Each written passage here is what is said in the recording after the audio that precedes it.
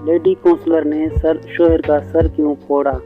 सरगोदा से एक दिलचस्प खबर मौसूल हुई है जिसमें बताया गया है कि एक लेडी काउंसलर ने गुस्से में आकर शोहर का सर फाड़ दिया। तफसील के मुताबिक गुज़िश्ता दिनों जब इस लेडी काउंसलर का शोहर घर आया तो इसने अपनी बीवी से पानी मांगा, जिस पर वो सिख पा होकर कहने लगी कि नाज़िम नायब बल्कि सारा शहर मेरी इज्जत करता है, लेकिन तुम जब भी घर आते हो मुझ पर रोब जमा झाड़ने लगते हो। ये कहते हुए उसने मसाला कूटने वाला डंडा उठाकर शोहर का सर फोड़ दिया। ताहम मौजिन इलाका ने थाने पहुंचकर मियाँ बीवी में सुलह करवा दी।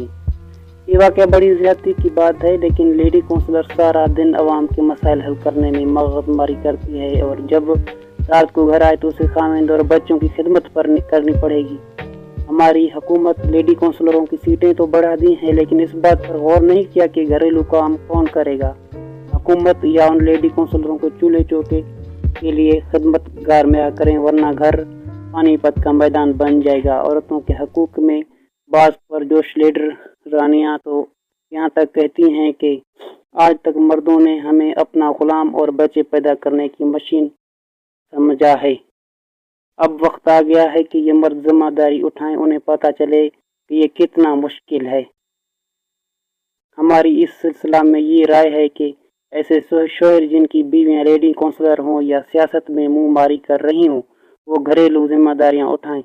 जब उनकी बीवियां घर आएं तो उनकी खिदमत के लिए हाजिर रहा करें। ज़रा सा भी चूं-चां की तो हशर यही होगा। पंजाबी में कहा जाता है कि रन मुरीद बन जाए फिर गुजारा चलेगा। ऐसे ही लीडर टाइप औरतों से गुजारिश है कि वो ज़रा हाथ होला और नरम रखा करें।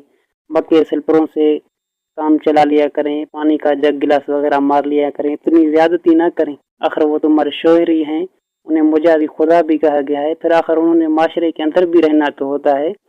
खबर में ये नहीं बताया गया कि फिर लेडी काउंसलर ने खाविंद में मरहम पट्टी भी करवाई कि नहीं। अगर हालात ऐसे ही पैदा हो जाए तो मरहम पट्टी कराना उनकी जिम्मेदारी होगी। मुल्क के अंदर ऐसे ही हालात पैदा हो जाएंगे तो फिर जिंदा रहने से मर जाना बेहतर है।